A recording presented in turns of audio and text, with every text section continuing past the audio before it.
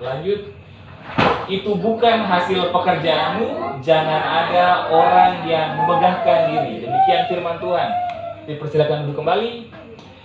Oke, di situ firman Tuhan dia bilang yang pertama bahwa karena kasih karunia kita diselamatkan oleh iman. Jadi kita diselamatkan itu karena anugerah, tapi ambilnya harus pakai iman. Amin. Keselamatan bukan karena perbuatan, tapi karena anugerah.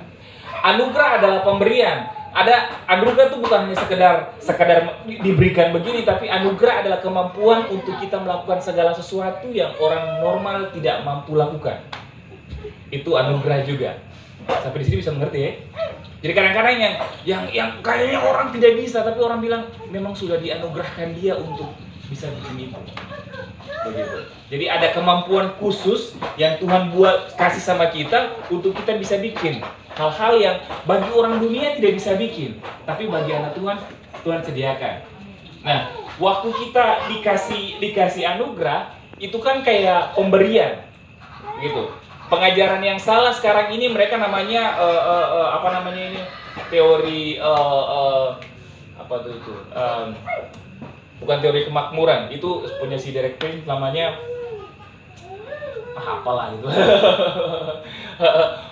Full grace. Jadi hyper grace. Jadi mereka punya pengajarannya bahwa anugerah yang besar itu membuat saya bisa istri 5, bisa suami 5 karena anugerah Tuhan yang besar. Jadi saya bisa melakukan hal-hal seperti itu.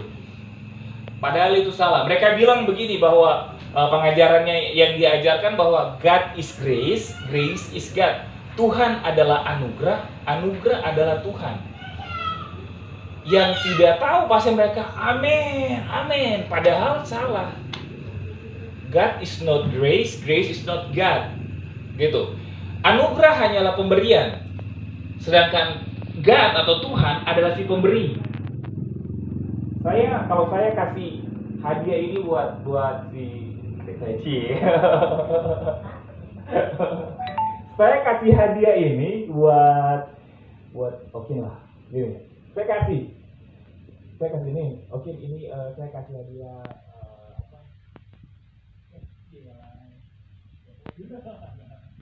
Jadi saya kasih hadiah.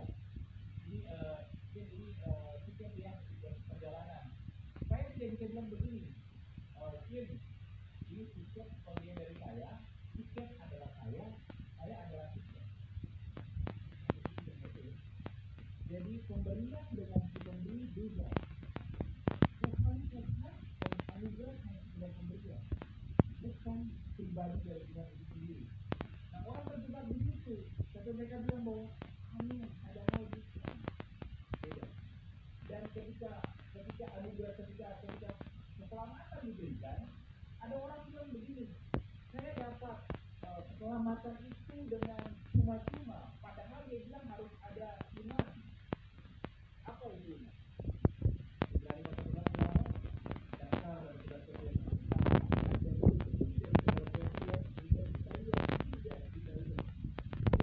Bukan melihat baru percaya, justru iman tidak lihat malah lebih percaya.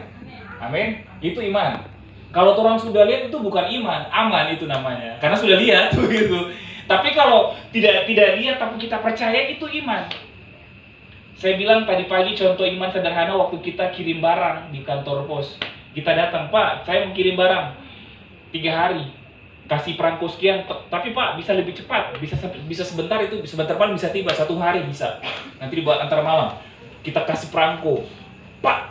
Begitu kasih, kita begitu pede, percaya sama kita, taruh iman kita, kepercayaan kita kepada petugas pos itu bahwa besok 3 hari atau sebentar malam itu barang itu akan tiba dengan sendirinya. Kita tidak pernah cek, pernah tidak kirim barang begitu terus orang sudah jalan begitu sampai di luar, kita kayak kurang yakin, kita balik pulang ke kantor pos, Pak, sudah tiba belum? Tidak, kan kita percaya saja mereka bahwa mereka punya tugas untuk menyelesaikan pengiriman kita. Amin. Kita cuma tahu misalnya COD, pasti ibu-ibu kan sukalah belanja online tuh. Yang COD. Iya, itu dia. Jadi kalau kita pesan barang, kan pasti deal-dealnya kan berapa lama pengirimannya, ya kan? Nanti di sana kasih tahu, oh bisanya 3 hari Bu, nanti bisa tiba di tempatnya Ibu, nanti Ibu bisa ambil di agen kami, seperti itu. Dan kita begitu percaya, waktu dikirim barang kita tidak tanya-tanya, sudah tiba belum? Yakin aja, nanti kalau sudah hari H, 3 hari sudah tiba dan kita datang tidak ada, baru kita tanya lagi, begitu. Tapi dari hari pertama, kedua, ketiga, kita percaya saja bahwa mereka sudah mengirimnya. Padahal belum tentu mereka sudah mengirim, mungkin pesawatnya lagi masalah, tabrakan atau segala, kan kita tidak tahu kan. Tapi kita imannya luar biasa. Pemberian itu bukan cuma sekedar, oke, orang bilang dengan cuma-cuma, tapi dia bilang harus ada tindakan. Contoh kayak gini, saya kasih lagi. Oke, jadi saya kasih hadiah, pemberian anugerah, ini keselamatan. Waktu saya kasih ke Okin, saya kasih keselamatan. Nah, waktu Okin buka tangan kayak gini, dia akan dapatkan anugerahnya. Dengan iman dia ambil. Tapi waktu saya bilang, Kim, saya kasih kamu anugerah, tapi tidak ada tindakan untuk ambil. Diam aja gitu. Saya kasih kamu anugerah ya. Jadi saya kasih biar dia mau kayak gini pun akan jatuh anugerah itu. Amin. Artinya harus ada harga yang mesti kita bayar untuk memutuskan bahwa saya ambil keselamatan itu. Dan tidak akan balik lagi kepada maksudnya di luar Yesus lagi, begitu. Jadi iman itu yang mesti kita pakai, pergunakan untuk kita jasa, untuk kita tahu tentang keselamatan. So ada harga yang dibayar untuk, karena begini, tidak ada harga yang tidak dibayar. Yesus bayar harga yang mahal untuk tebus dosa kita.